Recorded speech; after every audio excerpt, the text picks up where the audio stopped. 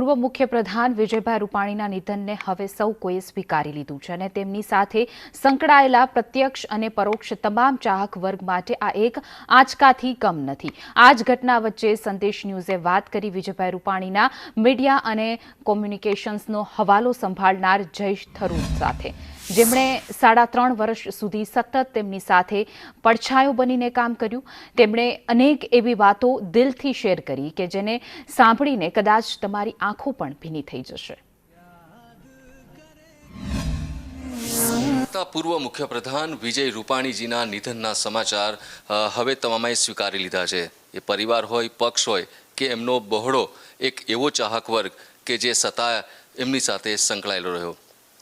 રૂપાણીજીની સાથે 3.5 વર્ષ સુધી જેમણે ખભાથી ખભા મેળવીને કામ કર્યું એ જય થરૂર મીડિયા અને કોમ્યુનિકેશનના રૂપાણીજીના સીધા સલાહકાર રહ્યા। આપણે વાત કરીએ। જય સાહેબ, ખૂબ ખૂબ સ્વાગત છે આપનું સંદેશમાં।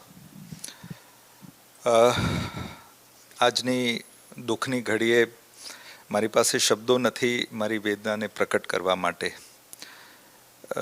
મારા મનમાં દુઃખ એટલું છે કે આજથી 25 વર્ષ પહેલાં જ્યારે મેં મારા પિતાની છત્રછાયા ગુમાવી ત્યારે જે વેદના મારા મનમાં હતી એ જ વેદનાનું પુનરાવર્તન થયું હોય એ પ્રકારનો મારા મનમાં એક ભાવ છે, પણ ઈશ્વરની ઈચ્છાને આપણે સ્વીકારવું જ રહ્યું।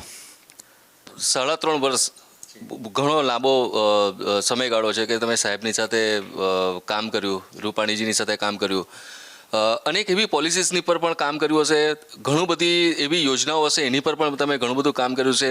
એ પૈકીની આજે તો ઘણી બધી ફ્રૂટફુલ થઈ પણ ગઈ છે અને આજે જ્યારે તમે એને વાંચતા હશો, જોતા હશો ત્યારે બિલકુલ નિશ્ચિતપણે સાહેબનો ચહેરો તમને દેખાતો હશે। આમ તો ગુજરાતની અંદર વિકાસના સૌથી વધારે કાર્યો અને એનો પાયો નખાયો હોય તો એ રૂપાણી સાહેબના સમયમાં નખાયો। પણ પ્રત્યે આપણે સજાગ થઈએ, જો આ થઈશું તો ગુજરાતની પ્રગતિને ક્યારેય કોઈ અવરોધ નહીં થાય અને આ યોજના ગુજરાતના વર્તમાન માટે અને ગુજરાતના ભવિષ્ય માટે બહુ જરૂરી છે એવું એ માનતા। એનાથી એક વસ્તુ છતી થાય છે કે એક મુખ્યમંત્રી તરીકે એમની બધી શક્તિ એ એવા કાર્યોમાં લગાડતા કે જે ગુજરાતના વર્તમાન અને ગુજરાતના ભવિષ્યને સુનિશ્ચિત કરે, સશક્ત કરે।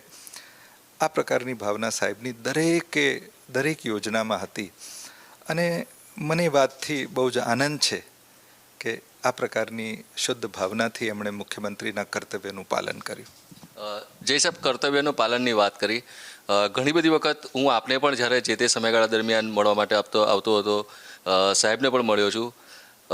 એક જે સિમ્બોલ સંવેદનશીલ મુખ્યપ્રધાનનું જે તે સમયગાળા દરમિયાન રૂપાણી સાહેબને તે વખતે મળ્યું હતું અને કદાચ એને અપાવનાર પણ તમે હતા જે તે સમયગાળા દરમિયાન। મીડિયા કોમ્યુનિકેશન્સ ખાસ તમે જોતા હતા, આ કઈ રીતે શક્ય બન્યું?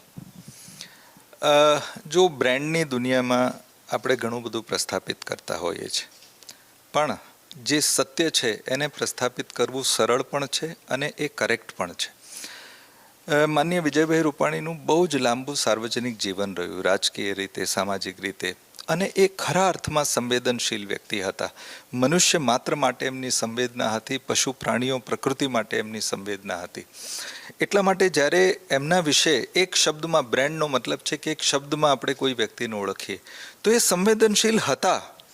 પણ એવા કોઈ યાદ છે ખરી એવી તમને? હા, એક મને યાદ છે કે જ્યારે મુખ્યમંત્રી કચેરીમાં ઘણા બધા ભારતીય જનતા પાર્ટીના ધારાસભ્યો, બધા આવે એટલે બધા મને એમ કે સાહેબ જ્યારે પાર્ટીના મહામંત્રી હતા ત્યારે સાહેબ બહુ આક્રમક હતા, પણ અત્યારે મુખ્યમંત્રી થયા છે તો હવે એટલા આક્રમક એમના સ્વભાવમાં નથી।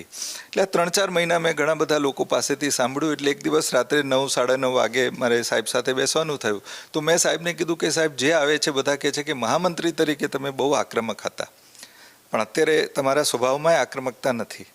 તો મને બહુ સુંદર એમણે જવાબ આપ્યો। એમણે કીધું કે હું પાર્ટીનો મહામંત્રી હતો અને પાર્ટીના વિચારોને કાઉન્ટર કરવું મીડિયામાં, ઓપોઝિશનની સામે, એમાં આક્રમકતા જોઈએ, પણ આ પદ મુખ્યમંત્રીનું છે આમાં કોઈ મારો પારખું નથી. બધા મારા છે, હું બધાનો છું. ગુજરાત આપણા સૌનું છે. મારે બધાને સાથે લઈને ચાલવાનું છે. જેમણે વોટ આપ્યો એ પણ મારા છે, જેણે નથી આપ્યો પણ મારા માટે. આ મુખ્યમંત્રી માટે કોઈ પાર્ટી ઓપોઝિશન નથી. વિજય રૂપાણીજીના ચાહકો છે, એટલો બધો મોટો બહોળો પરિવાર છે, દેશમાં છે, વિદેશમાં છે, પાર્ટીમાં છે, નાનામાં નાના કાર્યકર્તાઓ આજે એમને યાદ કરી રહ્યા છે. અને સ્વાભાવિકપણે આ પ્રકારનું જ્યારે વ્યક્તિત્વ બિલકુલ અત્યારે વિલીન થઈ ગયું હોય ત્યારે સ્વાભાવિકપણે તમામે તમામ શૂન્ય મનસ્ક થઈ જવા સ્વાભાવિક છે. કેમેરામેન ઉપેન્દ્ર ત્રિવેદી સાથે પિનાક શુક્લ, સંદેશ ન્યૂઝ, અમદાવાદ.